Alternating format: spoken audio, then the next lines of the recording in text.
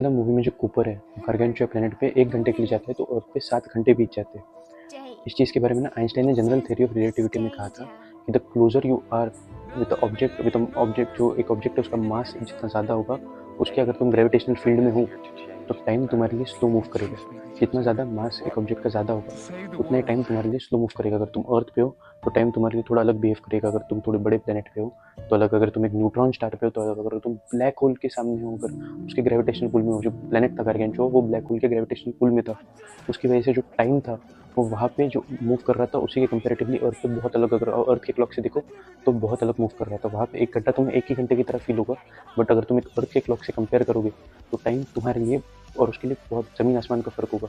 क्योंकि the higher the gravitational pull, सोचो एक चादर है, फॉर एग्जाम्पल एक चादर है, वो चादर के ऊपर एक बॉल है, वो बॉल की वजह से वो ऑब्वियसली वो चादर जो है वो बेंड होगी। तो जो वो चादर है ना वो स्पेस टाइम है, स्पेस टाइम की चादर है। सिर्फ स्पेस की चादर नहीं है कि उसमें जो मास जितना हाई होगा उतना ही वो अंदर बेंड करेगी। तो सिर्फ स्पेस बेंड नहीं हो रहा है, उसके साथ टाइम भी बेंड हो रहा है। तो जो टाइम का कर्व है क्या तुम्हें फील होगा।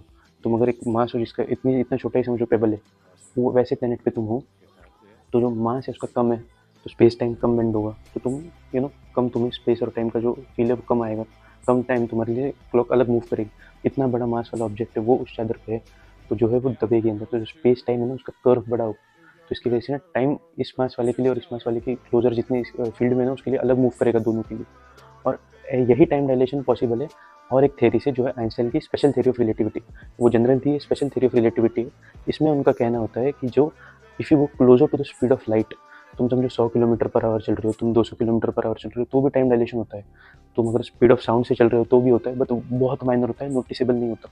तुम अगर 90% स्पीड ऑफ लाइट जा रहे हो तो जो टाइम डायलेशन होगा वो नोटिसेबल होगा। तुम उसके बाद 99% जब स्पीड ऑफ लाइट जाओगे, 100% कोई मास वाला ऑब्जेक्ट जा नहीं सकता है। अभी तक तो नहीं जा सकता है क्योंकि वो गू बन जाएगा। इफ़ यू गो इवन 50 जी की, तुम जी मतलब स्पीड ऑफ साउंड होता है, अगर तुम 50 जी की स्पीड से भी मूव करोगे तो भी तुम कुछ सेकंड में गू बन जाओ, ऐसे बॉडी खत्म हो जाएगी तुम्हारी उतनी स्पीड से। बट अगर कोई मास वाला object if it goes to 99% of speed of light, तो भी जो टाइम डायलेशन होगा, अगर तुम और मैं 99% स्पीड ऑफ लाइट से अर्थ से टेक ऑफ करेंगे तो जो टाइम होगा वो हमारे लिए, हमें फील होगा कि हमारे लिए नॉर्मल मूव हो रहा है। लेकिन हम अगर वापस वो स्पीड ऑफ लाइट से वापस जब रिटर्न अर्थ पे आएंगे तो हमारे लिए शायद 1-2 घंटे बीते हो, लेकिन अर्थ वालों के लिए पता नहीं कितने साल बीत चुके होंगे, वो कैलकुलेशन करना पड़ेगा।